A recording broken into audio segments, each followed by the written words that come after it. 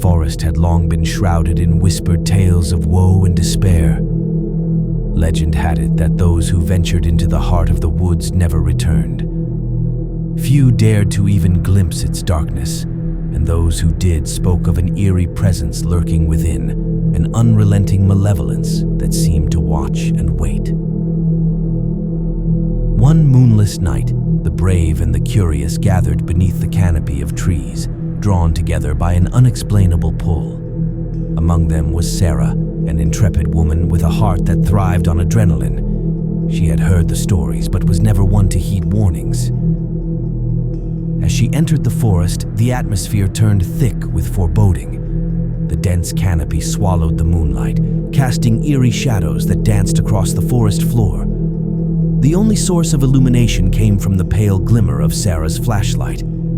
It was a feeble attempt to stave off the oppressive darkness. She moved deeper into the forest, the chorus of cicadas providing a haunting serenity.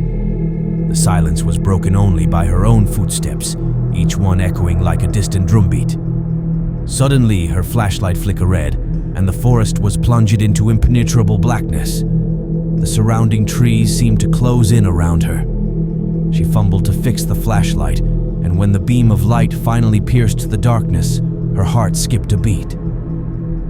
There, at the edge of the beam, were two luminous, predatory eyes glinting in the night.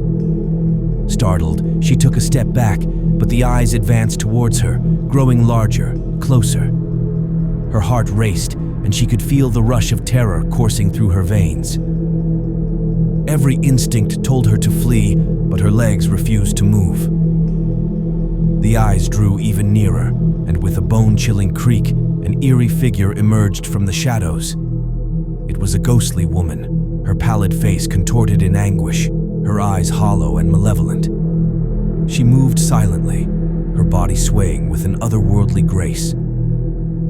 Just as Sarah thought she couldn't bear the fear any longer, the ghostly figure whispered, "Help me," in a voice like the rustling of leaves.